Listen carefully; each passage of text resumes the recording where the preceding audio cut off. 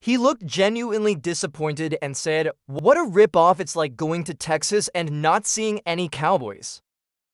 You guys really need to work on your tourist experience."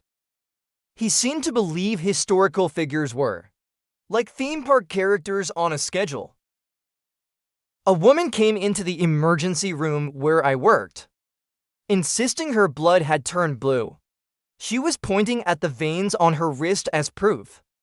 She said she had eaten a blue popsicle and was worried she had poisoned herself.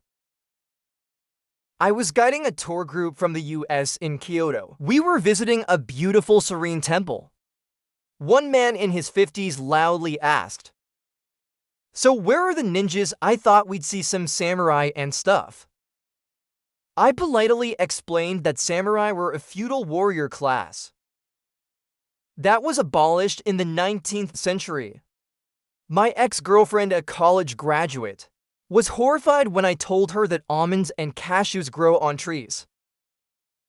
She was eating a bowl of mixed nuts and I made a comment about it. She stopped chewing, looked at me, and said, "Don't be stupid. Everyone knows nuts come from underground like potatoes." She then spent the next 10 minutes trying to Google nut plants to prove me wrong, getting progressively angrier as every result showed a tree or a bush. She concluded that big agriculture was faking the photos to confuse people. A coworker was complaining that he didn't want a raise. I asked why and he explained his theory: if I get a raise, it'll push me into a higher tax bracket, and I'll actually make less money than I do now. I tried to explain how marginal tax brackets work. That only the income in that new bracket is taxed at the higher rate. Wasn't she Italian? They should give her back. They seem to think historical art was a commodity that should be returned to its country of origin, like a lost dog, completely ignoring the painting's actual history. With the French monarchy, he just waved his hand and said, "That's what the government wants you to think. It's a trap to keep the little guy down." He genuinely turned down a promotion because he thought a 5% raise would result in a 20% pay cut. The doctor, with the patience of a saint, had to spend 10 minutes explaining that veins only appear blue through the skin, and that her blood was in fact still red. She left unconvinced, muttering about getting a second opinion. A friend of mine was convinced that you could charge your phone by putting it in the microwave on a low setting for a few seconds. He claimed he saw it in a science video online. He was genuinely shocked and angry when his brand new iPhone sparked, smoked, and died after his 5-second power boost. He tried to claim it on the warranty, telling the Apple employee that the phone had a spontaneous combustion issue. In a university astronomy class, a student asked the professor if people born in a leap year were aliens. The professor was taken aback. The student elaborated, "Well, their birthday isn't on the calendar most years, so their home planet's orbit must be different from ours, and they're just visiting." He was completely serious, and a good portion of the class seemed to be considering the possibility. The professor just put his head in his hands for a moment. I worked for an international company and had to schedule a call with our London office. My American manager told me to schedule it for 9 a.m. his time, which was Pacific time. I noted that would be 5 p.m. in London, and their office closes at 5. My roommate was trying to save money on his electric bill. I came home one day to find every light in the apartment on. He looked at me annoyed and said, "Then just tell them to wait. It's only 9 a.m. I had to physically draw a diagram of the Earth and the Sun to explain why it wasn't 9 a.m. everywhere in the world at the same time. He finally said, "This is why we need one world time zone. It's just inefficient." I once had a student in my creative writing class who thought William Shakespeare was a made-up person, like a brand name she wrote in her essay. The company William Shakespeare produced many famous plays, much like how Disney produces movies today. She believed a corporation in the 1600s hired a bunch of writers to work under a single, marketable name. She refused to believe it was one actual person. When I asked him what he was doing, he explained his master plan. If I use a ton of electricity all at once, the electric company will think my meter is broken, and they'll give me a discount for the month.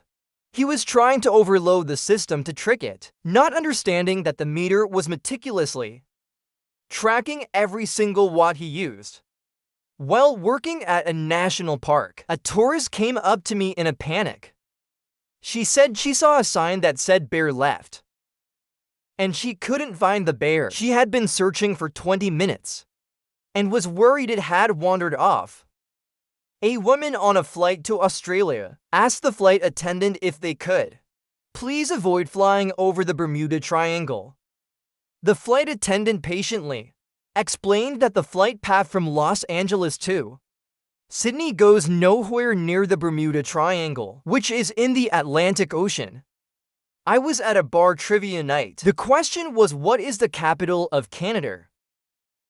My teammate confidently shouted Toronto.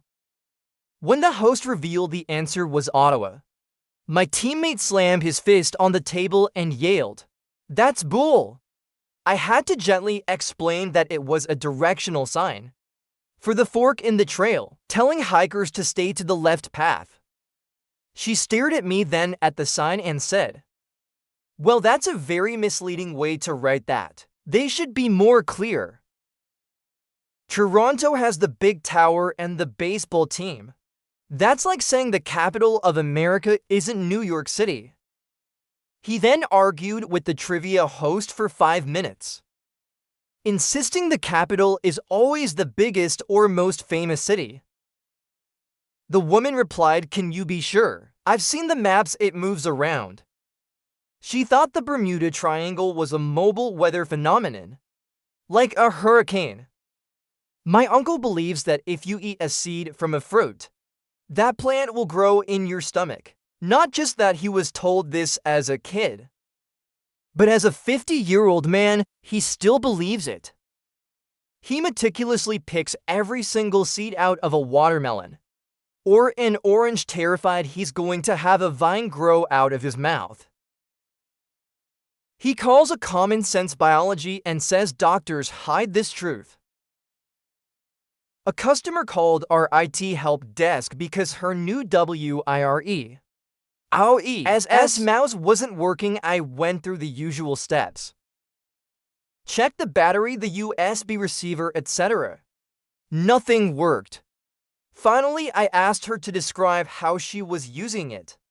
She said, "I'm pointing it at the screen and clicking, but the arrow isn't moving." She was using it like a TV remote, holding it up in the air. She had no concept that a mouse needed a surface to track its movement.